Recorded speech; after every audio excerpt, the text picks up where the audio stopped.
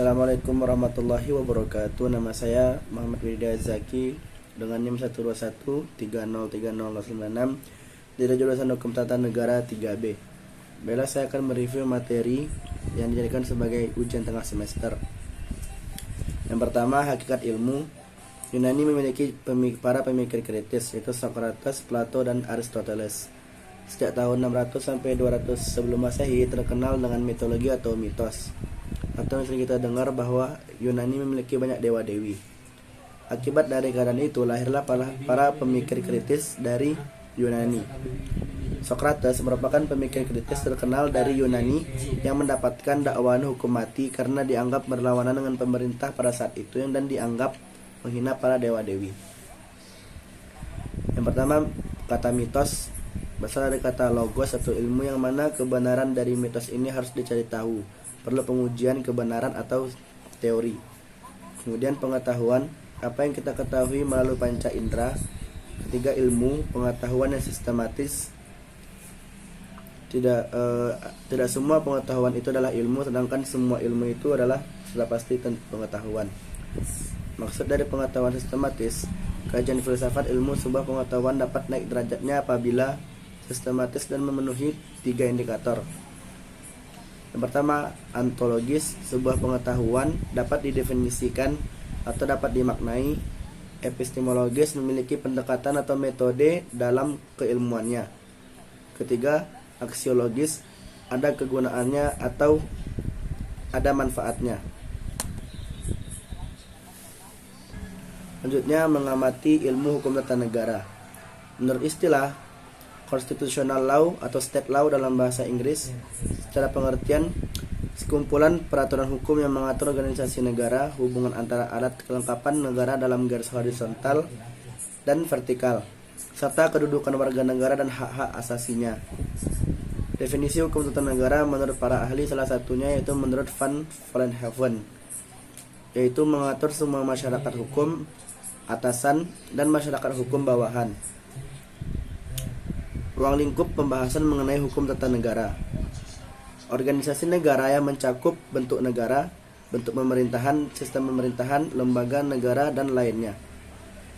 Struktur pejabat negara itu seperti lembaga negara, pembagian kekuasaan dan hubungannya itu res politika, eksekutif, legislatif, dan yudikatif.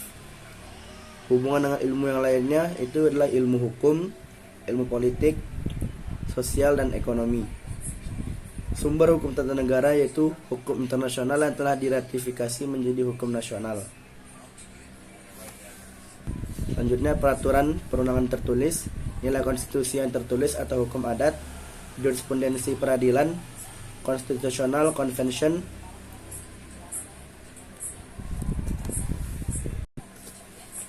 Yang kedua yaitu asas-asas hukum tata negara. Asas secara umum dapat diartikan sebagai karakter, prinsip, atau ciri khas yang menjadi objek dalam hukum tata negara sendiri, yaitu adalah negara. Adapun bentuk negara formal terbagi menjadi beberapa bagian, yaitu individualisme, negara anak waterstat, penjaga malam. Yang ketiga, monopoli, negara berperan sangat dominan dan pengaturannya di dalam lebih spesifik. Adapun negara secara materi ialah negara hukum modern atau welfare state, adalah negara yang pemerintahannya memiliki keleluasaan untuk turut campur tangan dalam urusan warga dengan dasar bahwa pemerintah ikut bertanggung jawab terhadap kesejahteraan rakyat. Contohnya seperti yang pertama, kolektif. Dua, dominasi negara, yang dimana pemerintah tidak memberikan ruang politik atau dikuasai sepenuhnya oleh negara. Ketiga, welfare state. Selanjutnya, terkait asas demokrasi, menurut Van Gaffar memiliki beberapa bagian, yaitu seperti penyelenggaraan kekuasaan berasal dari rakyat.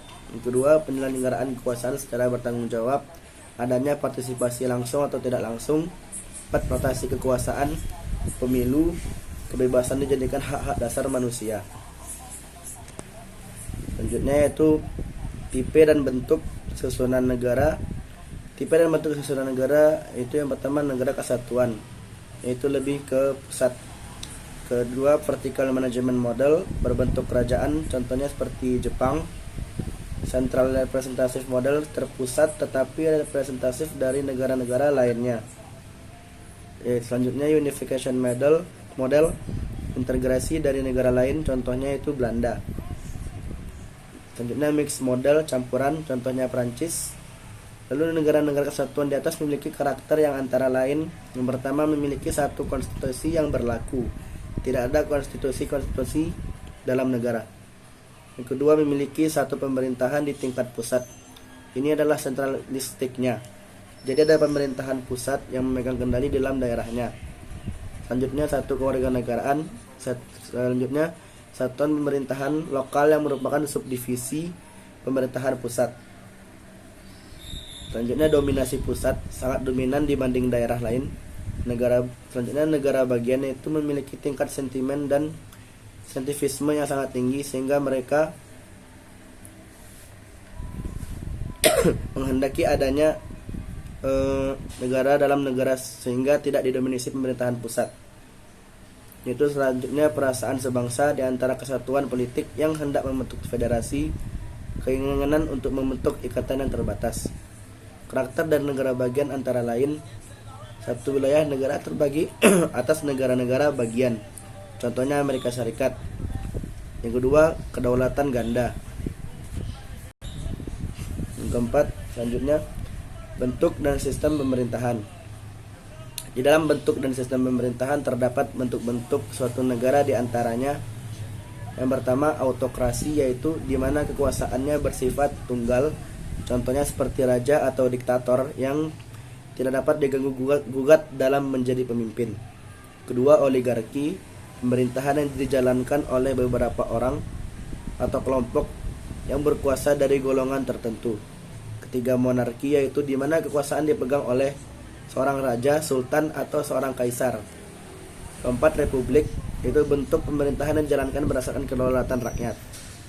Menurut Aristoteles ada tiga bentuk, yang satu bentuk sempurna dan adapun kemerosotannya, yaitu yang pertama bentuk sempurna monarki dengan dampak kemerosotannya itu despoti dan tirani.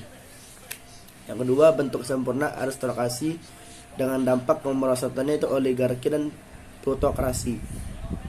Ketiga bentuk sempurna politea, itu pemerintahan langsung atau kota dengan dampak kemerosotannya itu demokrasi.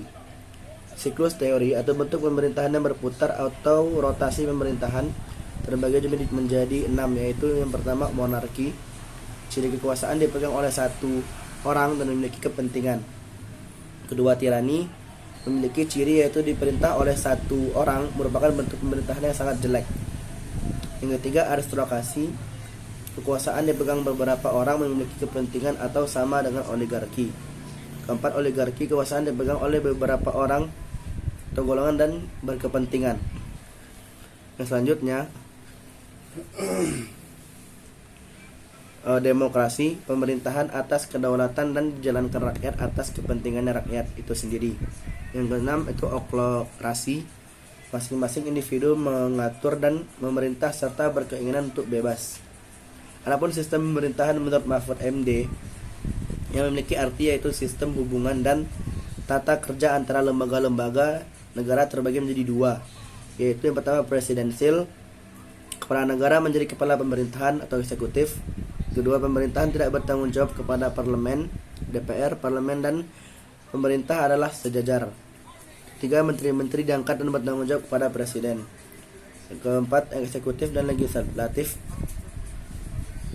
Yang kedua, parlementer, kepala negara bukanlah kepala pemerintahan, karena ia lebih berfungsi sebagai simbol nasional atau pemerintahan negara. Yang kedua, pemerintahan dijalankan oleh kabinet yang dipimpin oleh Perdana Menteri. Yang ketiga, kabinet bertanggung jawab kepada dan dapat dijauhkan oleh parlemen melalui mosi. Keempat, kedudukan eksekutif kabinet lebih rendah dan bergantung kepada parlemen. Yang selanjutnya yaitu negara autokrasi dan negara modern. Pertama, negara autokrasi. Negara autokrasi modern ialah salah satu bentuk pemerintahan yang memiliki karakter berbeda dengan demokrasi modern. Autokrasi lebih kepada kekuasaan tunggal sementara demokrasi modern lebih kepada kekuasaan rakyat. Negara autokrasi ini memiliki karakteristik, yaitu yang pertama yang mempunyai sistem satu partai atau sering disebut dengan partai tunggal. Yang kedua, menghimpun kekuasaan sebesar mungkin pada tangan negara. Ketiga, organisme yang dianggap sebagai suatu kesatuan yang mempunyai dasar-dasar hidup serta kehidupan dan memiliki kepentingan sendiri serta kepribadian sendiri. Yang keempat, penentuan wakil rakyat masih didominasi oleh penguasa. Yang kelima, eksekutif menjadi dominan. Salah satu negara yang menganut operasi modern adalah fasisme Italia, Nazi Jerman, komunisme Uni Soviet. Yang kedua, demokrasi modern. Salah satu yang menganut demokrasi modern ini adalah negara Indonesia, yang dimana pemerintahannya menganut sistem multipartai. Adapun karakteristiknya dari demokrasi modern ini ialah sistemnya multipartai, penyelenggaraan kekuasaan rakyat, kumpulan atau kesatuan daripada para individu, dalam arti bahwa individu mempunyai peranan yang pokok yang harus menentukan dan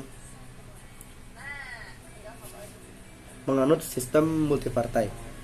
Adapun karakteristik dari demokrasi modern ini ialah sistemnya multipartai, penyelenggaraan kuasa rakyat, rakyat memiliki kendali penentuan wakil penuh, undang-undang dominan. Selanjutnya itu pembagian kekuasaan dan lembaga negara.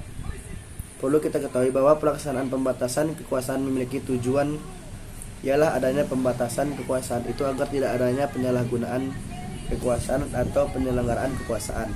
Adapun konsep pembagian kekuasaan yang dikemukakan John Locke kemudian disebut teori trias politica. Dalam pelaksanaan pembatasan kekuasaan, menurut Maurice Duverger, pembatasan kekuasaan bisa dilaksanakan dengan 3 cara sebagai itu, yaitu pertama secara langsung, pemilihan para penguasa, pembagian kekuasaan, kontrol jurisdiksional. Kedua, menambah atau memperkuat kekuasaan pihak yang diperintah.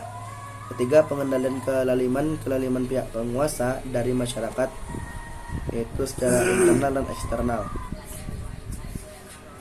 Lalu adapun trias politika, yang pertama Prancis pada abad ke-16.